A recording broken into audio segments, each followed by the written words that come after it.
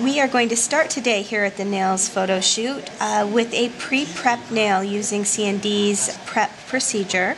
We're going to end the prep procedure using a product called Scrub Fresh that's going to clean and dehydrate the nail plate and make it the perfect base for our shellac surface. Taking Scrub Fresh, I want to make sure that I scrub the nail like I'm trying to remove red nail polish, and ensuring that I have a nice clean edge so that we can seal the shellac power polish to the nail plate for a long-lasting wear. We'll start with the coat of our shellac UV base coat. That's applied in a very thin, even layer. Place the brush slightly in front of the cuticle and gently press back to it, making sure that you leave a tiny free margin. Remember that your shellac color coat is going to follow the base coat application, so it's essential that this process is very precise. Make sure that you seal the end of the natural nail on each layer of your shellac surface. This will go in the lamp for a 10-second cure. Our next step for this unique nail art shoot that we're doing is to apply a base layer of shellac color coat in Blackpool. Make sure that you've thoroughly agitated the bottle for about 30 seconds to make sure your shellac is a nice thin consistency. You're going to make sure that you swipe the brush against the neck of the bottle to remove half of the shellac from the brush. Again, placing the brush slightly forward of the cuticle and gently pressing up to, but not onto, the skin. Shellac works best in thin, even layers so that you can get a thorough cure and a beautiful, flawless finish. Sealing the end of the extension edge on every layer.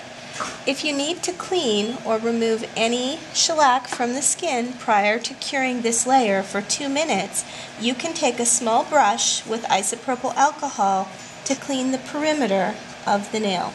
This will go in for a 2-minute cure to completely cure this layer of Blackpool. The next step for this look is to apply a second even coat of Blackpool to the nail for complete coverage using the same technique we just used. This will also go into the C&D shellac lamp and cure for 2 minutes. To finish off the color coat layer, we're going to seal it with shellac UV top coat. Apply a nice even thin layer to the entire color coat surface. Again, sealing the extension edge of the natural nail, and place the nail into the C&D UV lamp to cure for 2 minutes. Now that the shellac UV top coat is cured, we're going to use isopropyl alcohol, 99%, to clean off that sticky layer that's left on top of the shellac top coat. And now we're ready for some fun. We're going to take shellac to a new level with some nail art and create a design that is going to be fun and fresh and fashionable. I'm going to give it a matte texture by using a 240 grit file to remove the shiny surface of the top coat. Use a really light touch, making sure that you evenly remove the shine over the entire surface of the nail. I'm using the C&D Kanga board to do this. It's great for getting in around those cuticle areas without actually damaging the skin and leaving that nice little free margin we like around the cuticle line. To finish the buffing process, I'm going to take a padded buffer and just lightly finish refining the surface to create a matte texture on the nail. Using that IPA, wipe any dust away, and we're ready for the next step in our shellac nail art.